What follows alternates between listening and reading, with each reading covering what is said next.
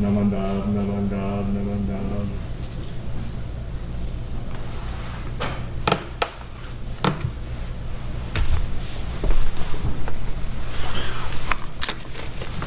Good morning.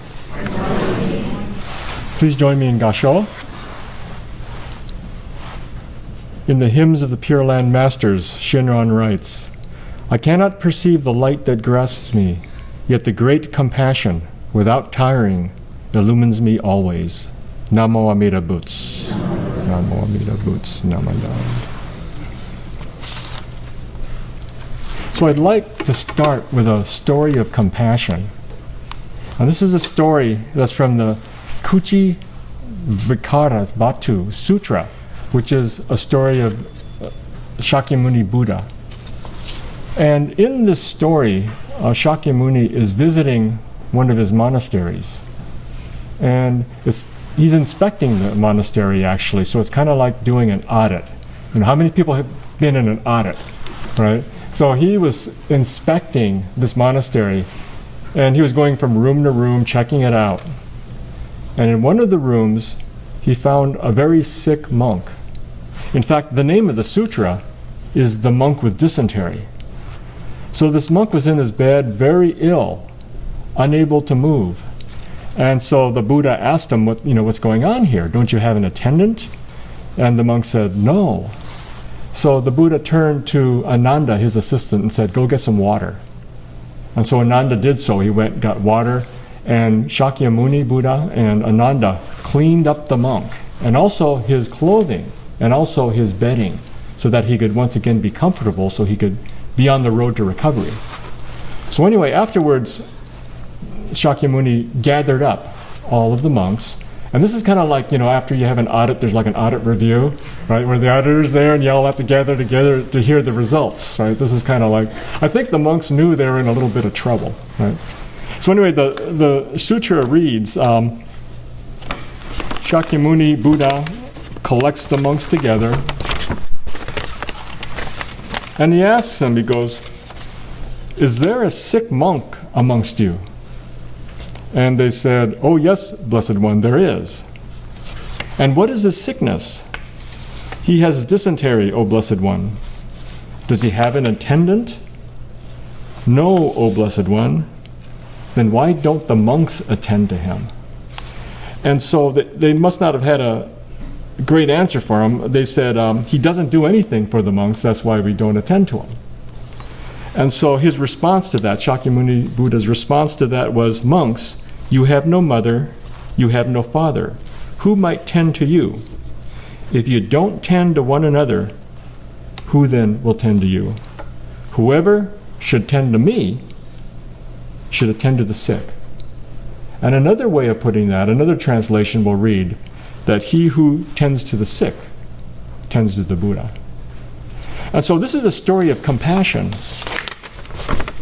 And compassion is what brought me and many others to Buddhism. Compassion can be described as the quivering of the heart when in the presence of suffering. Loving kindness and metta can be described as moving toward, helping and relieving that suffering. And so this is truly at the heart of our teachings. I like how Reverend Sasaki puts it. In his book, Out of the Mud Grows the Wisteria, he writes, the spirit of Buddha's compassion is not only a common expression, but the heart of our Shin Buddhist tradition. If wisdom is the Buddha mind, compassion is its outward expression. And so it was this compassion and its outward expression that brought me to Buddhism 25 years ago. At that time, I was not a member of any Sangha or temple or church. I had been a member of a Christian church for many, many years, but moved on, and I became one of those people who described themselves as spiritual but not religious. And so anyway, what I was doing in those days was I was doing a lot of volunteer work.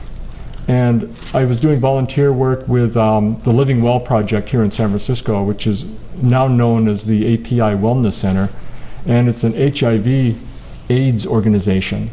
And back in those days, there was not very good medication, and the medical world was behind in coming up with ways to treat HIV/AIDS. So people were dying very young and in great numbers. And so in those days, we had a team at the Living Well Project. What we would do, we'd go into people's homes and help them out maybe with their day-to-day living, provide some emotional support when they were going through hard times. And so I was a part of a team, and I also was facilitating a group every week for Asian men that were dealing with HIV. So while I was running around in these circles, I started hearing these stories about a Buddhist monk named Isan Dorsey here in San Francisco. So Isan Dorsey had quite a colorful background. He was born in Santa Barbara, not far from where I grew up. And when he left Santa Barbara, he came up here to San Francisco, and he became a female impersonator. Okay. Now that's back in the 1950s. It was really hard to be a female impersonator in the 1950s, so he was subject to a lot of abuse. He also became addicted to heroin, became addicted to alcohol, and he became part of the Haight-Ashbury scene, became addicted to speed in those days. Then he started taking a lot of LSD. Well, something happened. There was some sort of turnaround there. He decided he had to stop all of these drugs. So he stopped them. And then he decided he needed to grow spiritually. So he started hanging around at the San Francisco Zen Center, studying under Suzuki Roshi, and started volunteering there. Started doing a lot of work in the kitchen. He started doing a lot of work around the temple. And then he became a monk. Okay. And so he kept growing. Okay. And during that time, he also found out that he had contracted HIV, that he was infected with HIV. But he continued on. He continued, and he kept learning and growing, and he became a teacher in residence at the Hartford Zen Center.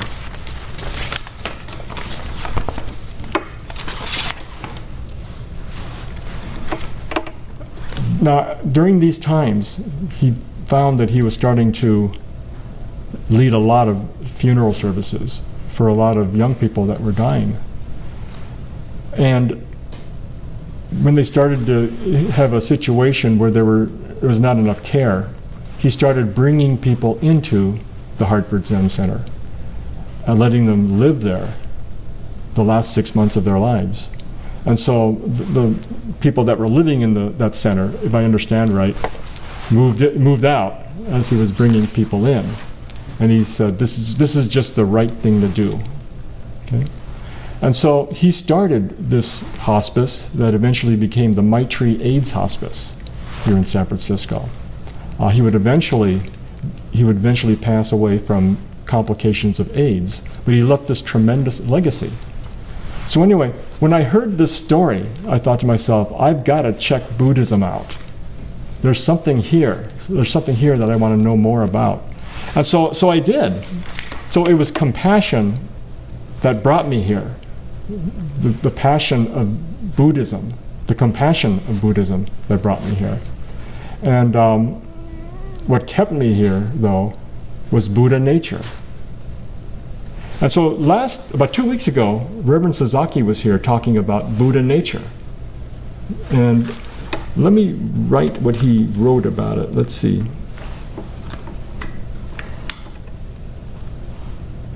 He wrote, all living beings possess Buddha nature. That's all of us. Right? This is the potential or the seed to become enlightened.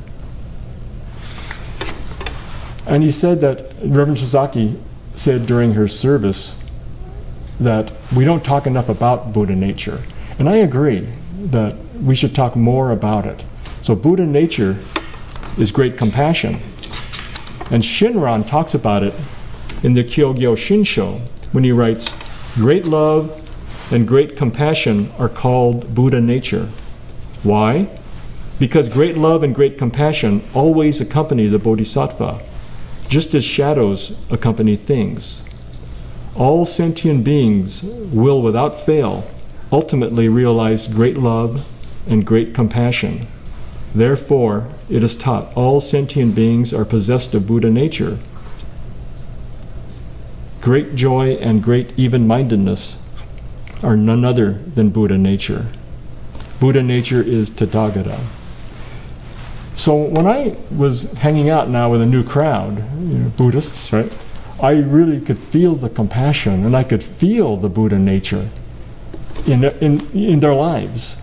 And so this is what kept me here in Buddhism, and I moved around between different schools. Started out with Tibetan, then moved into Zen, then moved into Vipassana. But finally, I found what I decided was a home here with Jodo Shinshu, because Jodo Shinshu brings together everything in Namo Amida Butsu. The Nambetsu encompasses all. It encompasses great compassion, interconnection, and Buddha nature. And so that's something I hope we keep talking about as a Sangha, is Buddha nature, and how to live with Buddha nature in our lives. It's a potential, it's a seed. There are a lot of different ways to look at Buddha nature, and there's really no way to put it into words because it's beyond words. It's incomprehensible, but yet it is still here. And again, encapsulated with Namo Amida Butsu. And so, I'd like to share a quick Buddha nature story. Eventually, I became a volunteer at the Maitri AIDS Hospice, which is the hospice that was founded and started by Isan Dorsey. And that was quite an experience, and I saw Buddha nature present itself and manifest almost daily. I was there every Saturday. So every Saturday that I was there, I would witness this.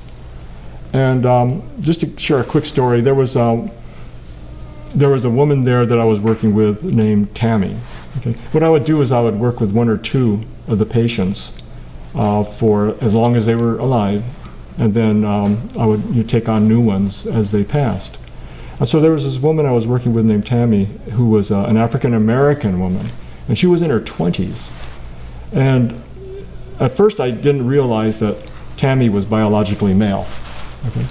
But then as we got to know each other, I began to hear more about her story.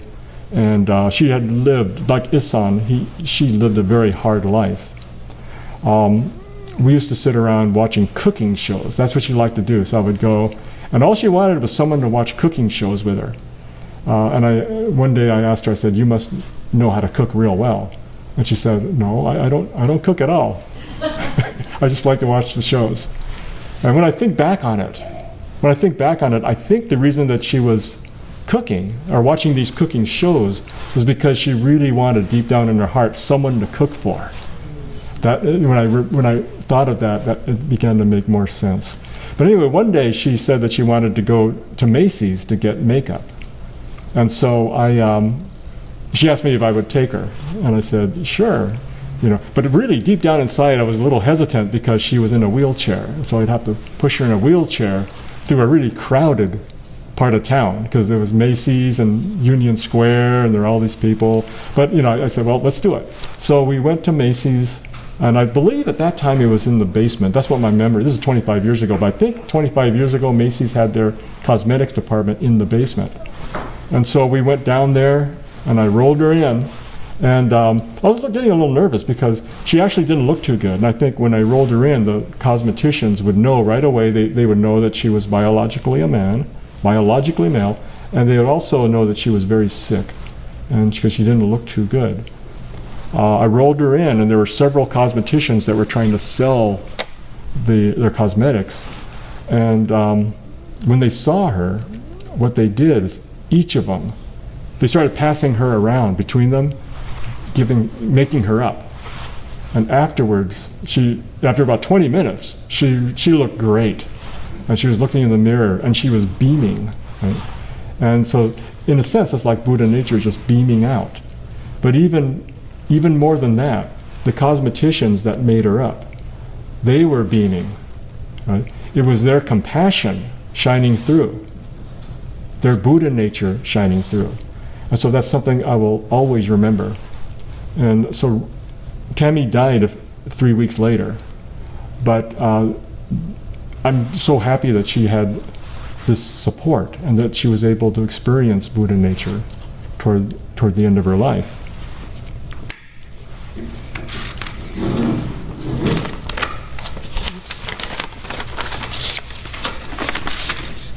Oops. Sorry, I lost my place here.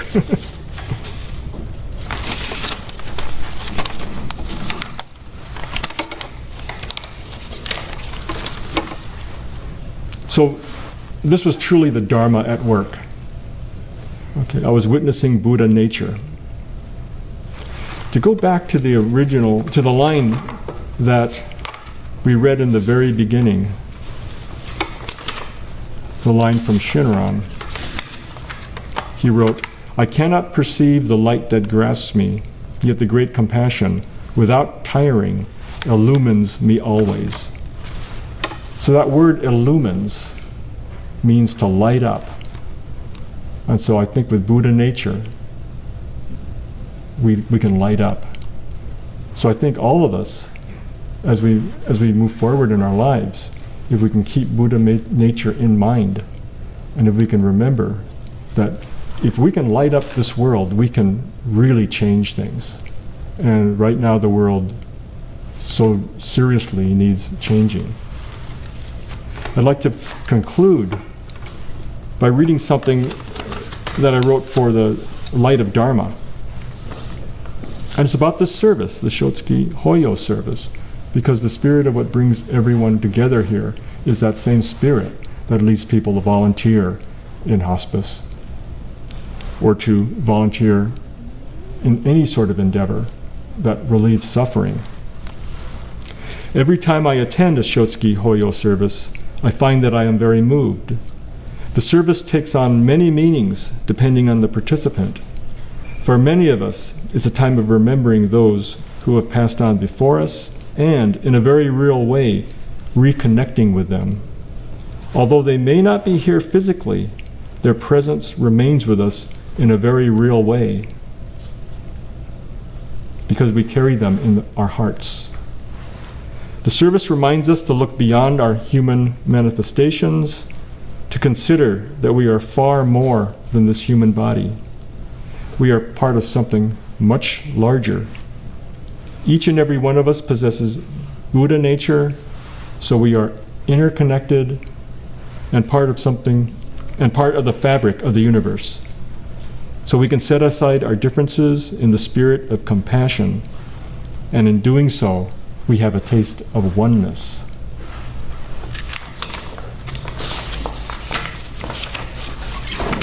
So please join me in Gasho. I cannot perceive the light that grasps me, yet the great compassion, without tiring, illumines me always. Namo Amida Butsu, Namo Amida Butsu, Namo Amida Butsu, Namadab, Namadab, Namadab. Thank you.